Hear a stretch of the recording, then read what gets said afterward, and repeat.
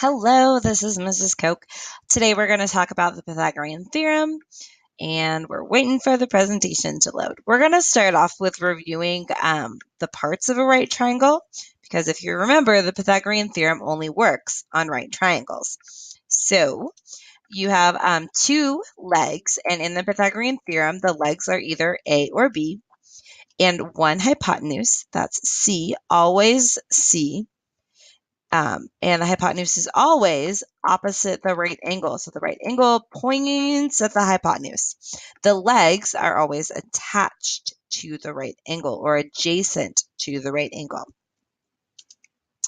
The Pythagorean theorem says in a right triangle, a squared plus b squared equals c squared, where a and b are the two legs and c is the hypotenuse. So this is a really cool relationship, and there's lots of great math that has been done about this neat relationship where one square plus another square equals a third square.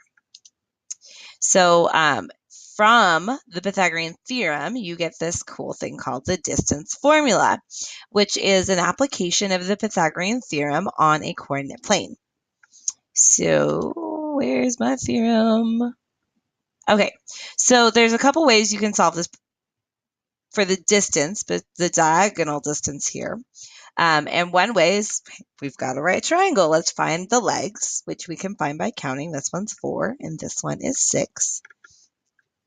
So 4 squared plus 6 squared is going to be our distance squared. 4 squared is 16, 6 squared is 36, and then we're going to add 16 and 36, which is 52. And that is the square of our distance, but I just want the distance, so I'll have to take a square root.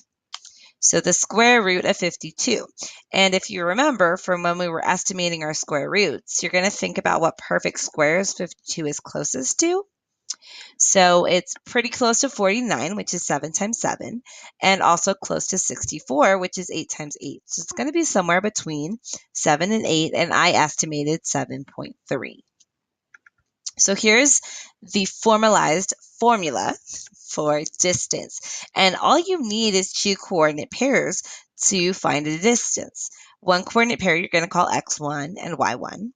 And the other coordinate pair you're going to call x2 and y2. And what you'll do is you'll find the horizontal distance, x2 minus x1, and the vertical length, y2 minus y1. And each of those lengths is squared. That's because sometimes when you subtract, you're going to get a negative, and you need to make it positive, so you square it. And you add them together, just like in the Pythagorean theorem, one leg squared plus the other leg squared. And that will end up giving you the distance squared, so you take a big square root of the whole thing. So let's try that problem again, but this time let's use the distance formula.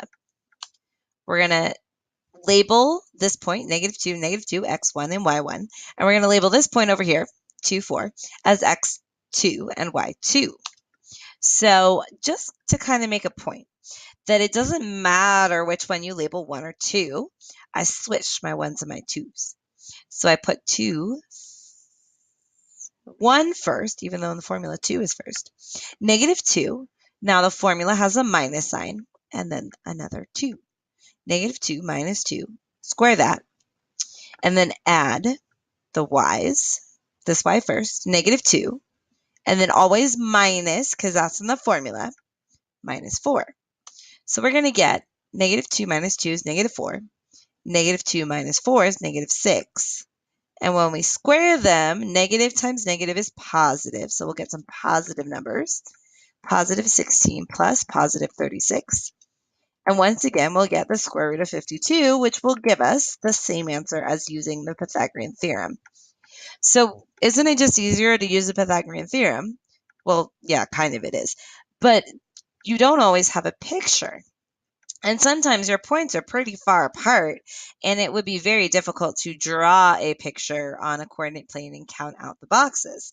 So our distance formula allows us to find distances if all we have is 2 points. And that is the end. Have a great day.